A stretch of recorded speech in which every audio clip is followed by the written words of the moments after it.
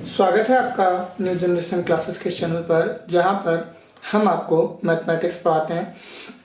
इस लेक्चर में हम पॉलिटेक्निक के फर्स्ट सेमेस्टर में पूछे जाने वाले एक मोस्ट इम्पॉर्टेंट क्वेश्चन क्रैमर नियम के बारे में बताने जा रहे हैं।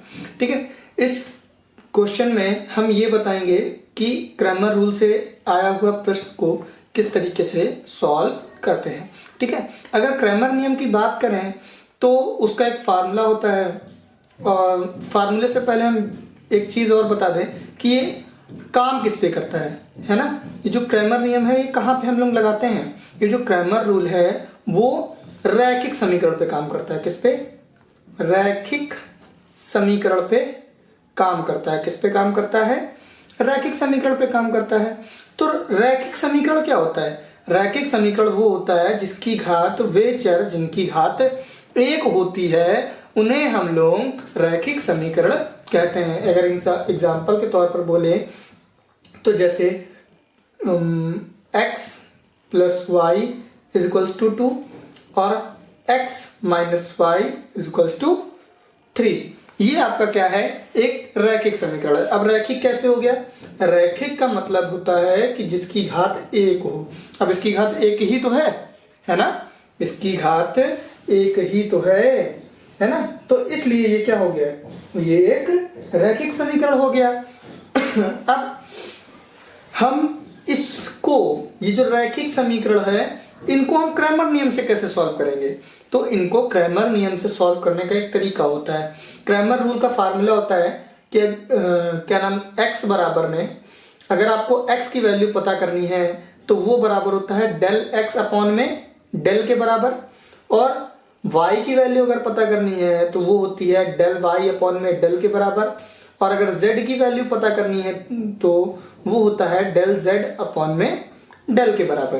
तो यहां से हमें पता क्या करने को रहा? डेल और डेल x, है ना? डेल क्या होता है और डेल x क्या होता है। यहाँ पे डेल y क्या होता है, डेल क्या होता है, यहाँ डेल z और डेल, है ना? तो इसकी हम वैल्यू कैसे निकालते हैं? तो सबसे पहले हम इसमें क्या करते हैं, ये जो इक्वेशंस हैं इनका क्या करते हैं, इससे डेल की वैल्यू पता कर लेते हैं। अब डेल कैसे निकलता है? ये जो समीकरण है इसी से डेल निकलेगा। कैसे? देखो, सबसे पहले तो एक डिटरमिनेंट बना लो, बना लिया। अब इसके अंदर क्या लिखते हैं? देखो, यहां जो है यहाँ पे चलता है x, यहाँ पे y और यहाँ पे z। अगर z नहीं है तो z की जगह पे y आ जाता है। ठीक, तो लिखेंगे x है ना, x का गुणांक क्या है? x का गुणांक है 1, और उसी के सामने दूसरा भी समीकरण है, तो दूसरे समीकरण में x की वैल्यू क्या है? 1 है। ऐसे ही यहाँ पे y का गुणांक क्या है? 1, यहाँ पे y का गुणांक -1 है। बात समझ में आई? तो यहां से डेल है, ये जो डिटरमिनेंट है इसको सॉल्व कैसे करते हैं? देखिए, इसका गुणा इसके साथ, इसका गुणा इसके साथ कराइए। जब इसका गुणा इसके साथ कराएंगे तो क्या होगा? -1। ठीक, और जब इसका गुणा इसके साथ कराएंगे तो -1, सॉरी 1, क्योंकि बीच में माइनस आता है तो इसलिए -1। तो डेल बराबर क्या हो गया? -2। तो डेल की वैल्यू यहां से कितनी निकल आई? -2। ठीक, अब अगर आपसे कोई कह दे कि नहीं आप हमें डेल एक्स बताइए, क्यों भाई? क्योंकि फार्मूले में तो हमसे कह रहे हैं ना कि डेल एक्स भी पता होना चाहिए, तभी तो एक्स की वैल्यू निकाल पाएंगे। डेल तो हमने पता कर लिया, अब डेल एक्स कैसे निकालेंगे? तो डेल एक्स निकालने का तरीका ये होता है कि जो एक्स है, हम लोग क्या निकाल रहे हैं? डेल एक्स निकाल लेना। तो ये जो एक्स वाली रो होती है, ये जो कॉलम है एक्स वाली, इसकी जगह पे ये जो इक्वल में दिया होता है ये लिख देते हैं। तो 2 और 3, और इसकी जगह पे क्या लिखेंगे? y की जगह पे तो 1 और -1, जो उसका गुणांक था वही लिख देना है। ठीक है, मतलब x वाली जगह पे ये लिखना होता है, x वाली लाइन में ये। ठीक, तो यहां से डेल x कैसे निकलेगा? तो डेल x बराबर सॉल्व कर लो, -2 और 3 कम 3, बीच में माइनस पहले से ही होता है। ठीक है, तो डेल x बराबर यहां से इसको सॉल्व करेंगे तो -5। डेल x की वैल्यू क्या हो गई? -5। अब ऐसे ही क्या करेंगे? डेल y की वैल्यू निकाल लेंगे। ठीक है, अब डेल y की वैल्यू कैसे निकालेंगे? देखिए, सेम वही प्रोसेस रहेगा। पिछली बार x की जगह पे वो वैल्यू रखी थी, इस बार y की जगह पे, तो 2 और 3, इसकी जगह पे 1 और 1, ठीक है ना, x का गुणांक 1 है यहाँ पे तो 1 रख दिया। तो डेल वाई बराबर यहाँ से गुणा करा लीजिए, इसका इसमें इसका इसमें, तो 3 एक कम 3 माइनस का 2, तो डेल वाई कितना आ गया, डेल वाई आ गया आपका 1। ठीक, ये आपने मान निकाल दिया। अब हम क्या करेंगे, यहाँ पे हमारे पास कितने चर थे, 2 ही चर थे, एक x और एक y। तो यहां से अब हम क्या कर लेंगे, मान निकाल लेंगे। कैसे निकालेंगे, देखो x बराबर होता है फार्मूला, एक काम करते हैं इसी में रख देते हैं। x बराबर फार्मूला क्या होता है, डेल x अपॉन में डेल। तो डेल x की वैल्यू कितनी है, -5, ठीक है। डेल की वैल्यू कितनी है, डेल की वैल्यू है -2, ठीक, माइनस से माइनस कैंसिल, तो क्या हो गया 5/2, मतलब x की वैल्यू क्या हो गई 5/2। ऐसे ही डेल y की अगर y की अगर वैल्यू पूछ ले तो डेल y अपॉन में डेल होता है, तो डेल y की वैल्यू 1, डेल की वैल्यू -2, तो y की वैल्यू क्या आएगी -1/2। ठीक, इस तरीके से हम क्या करेंगे, क्रैमर रूल का यूज करेंगे। ठीक है, अब बाय चांस क्या हो जाता है कि आपको इसी में है ना, इसी में क्या हुआ कि नहीं, ये तो हमने निकाल लिया, ठीक, अब इसकी जगह पे 3 समीकरण आ गए, तो कैसे सॉल्व करेंगे। ठीक है, तो मान लेते हैं जैसे हमें कोई यहाँ पे 3 रैखिक समीकरण दिए हुए हैं, ठीक है, तो हमें कह रहा है कि क्रैमर रूल की सहायता से आप क्या कीजिए, इन समीकरणों को सॉल्व कीजिए। ठीक है, तो समीकरणों को सॉल्व करते समय आपको पता है कि हमें क्या जरूरत होती है, डेल की वैल्यू होती है ना, डेल की वैल्यू की जरूरत होती है, डेल एक्स की वैल्यू जरूरत होती है, डेल वाई की जरूरत होती है और डेल जेड की जरूरत होती है। भाई डेल जेड क्यों, क्योंकि यहाँ पे जेड भी है ना भाई, चर तो एक्स भी, जेड भी है, वाई भी है और एक्स भी है, तो डेल जेड की भी हमें जरूरत पड़ेगी, क्योंकि फार्मूला जो होता है वो एक्स बराबर में होता है, एक्स बराबर में फार्मूला होता है डेल एक्स अपॉन में डेल वाई, बराबर में फार्मूला होता है डेल वाई अपॉन में डेल, और z बराबर में फार्मूला होता है डेल z अपॉन में डेल। ठीक है, डेल, ठीक है। तो अब हम क्या करेंगे, सबसे पहले डेल की वैल्यू पता कर लेंगे। ठीक है, अब डेल की वैल्यू कैसे पता करेंगे, देखिए यहां पे हम लोग पहले एक डिटरमिनेंट बना लेंगे और उसके अंदर ये जो x का गुणांक होगा वो यहाँ पे, y का जो गुणांक होगा वो यहाँ पे, और z का जो गुणांक होगा वो यहाँ पे लिखेंगे। ठीक है, तो गुणांक क्या है, 6 है, 1 है, 2 है, 1 है, 3 है और 1 है, और यहां से अगर देखें तो माइनस का 3 है, माइनस का 2 है और 4 है। तो डेल बराबर इसको अगर सॉल्व करते हैं, ठीक है, एक सॉल्व करके दिखाएंगे, बाकी सॉल्व करके नहीं दिखाएंगे।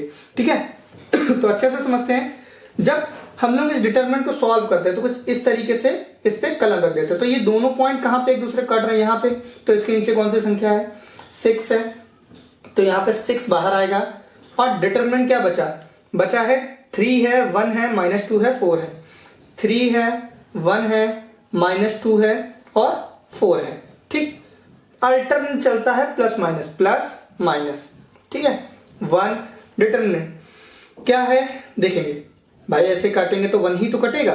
ठीक है, जब ऐसे काटेंगे तो 1 ही तो कटेगा, क्योंकि 1 है यहाँ पे। जब काटा तो क्या बचा, 1 है, 2 है, -2 है और 4 है। फिर अगर सॉल्व करें आगे तो अल्टरनेट प्लस माइनस प्लस आएगा, आगे सॉल्व करेंगे तो -3। ठीक है, डिटरमिनेंट क्या बचा, डिटरमिनेंट जो बचा वो आपका बचा 1, 2, 3 और 1।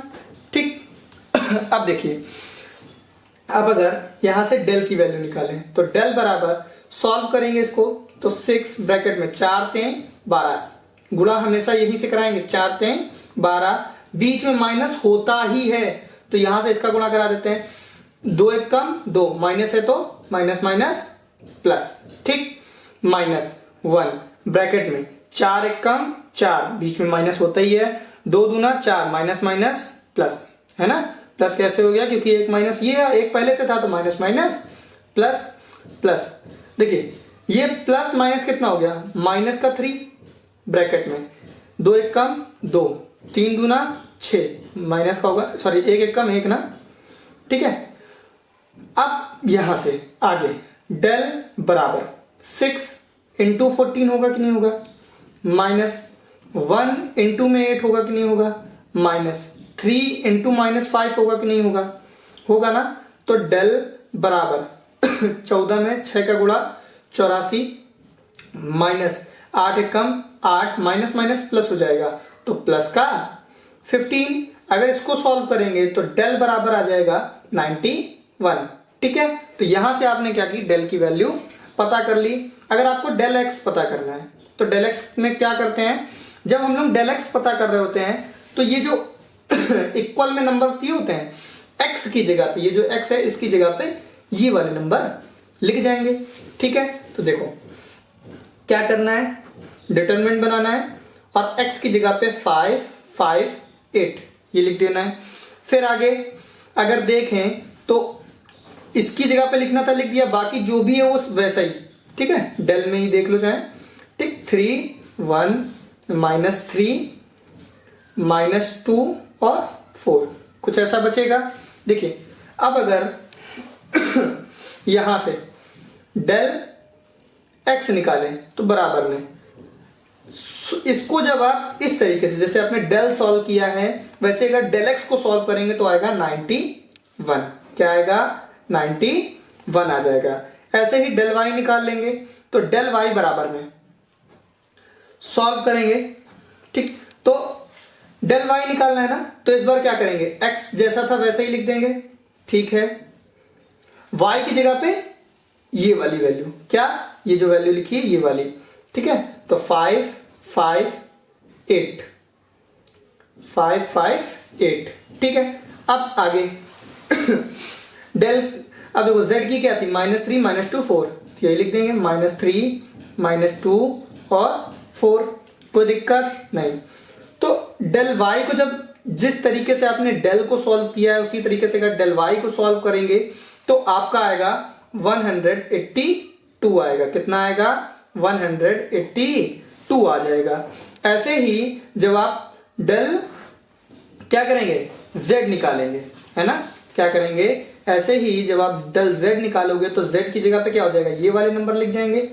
तो लिख देंगे पहले डेल z बराबर में कितना, 5 5 8, बाकी जो भी है वैसे ही। ठीक, 6 1 2 1 3 1। ठीक, तो डेल z बराबर में जब आप इसको, ये जो डेल z है सेम जैसे आपने डेल सॉल्व किया है वैसे ही सॉल्व करोगे तो 91 आ जाएगा। कितना आएगा, 91। तो अब अगर हम यहां से x की वैल्यू निकालें तो फार्मूला होता है डेल x अपॉन में डेल, तो x बराबर डेल x की वैल्यू कितनी है, 91, और डेल की वैल्यू 91, काटेंगे तो 1 आ जाएगा। ऐसे ही जब y की वैल्यू निकालेंगे तो क्या होगा, डेल y अपॉन में डेल, तो बराबर में 182 बटे में 91, क्योंकि डेल y की वैल्यू कितनी है, डेल y की वैल्यू है 182। ठीक, लिख दी, और डेल की वैल्यू 91 है, काटेंगे तो 2 बार में। ठीक, ऐसे ही z बराबर में क्या होगा, डेल z अपॉन में डेल, तो बराबर डेल z की वैल्यू क्या होगी, डेल z की वैल्यू हो गई आपकी 91 अपॉन में 91, काट देंगे तो 1 टाइम्स में, तो x y z की वैल्यू क्या है, की वैल्यू बराबर है किसके, 1 2 1 के। ठीक है, तो इस तरीके से आपका जो क्रैमर नियम है उसको सॉल्व करेंगे। ठीक है, तो ये जो क्वेश्चन है ये आपके लिए बहुत ज्यादा इंपॉर्टेंट है, इसको आप बिल्कुल अच्छे से समझ लीजिएगा। अगर आपको ये वीडियो नहीं समझ में आ रहा है, ठीक है, तो आप बता दीजिएगा, मैं इसको भी, जो ये डेल मैंने ओपन नहीं किए हैं इनको भी मैं ओपन करके दिखा दूंगा। ऐसे बहुत ज्यादा लंबा वीडियो हो जाएगा इसलिए मैं इसको सॉल्व नहीं कर रहा हूं। ठीक है, अगर आपको कोई भी दिक्कत हो तो आप कमेंट बॉक्स में लिख दीजिएगा।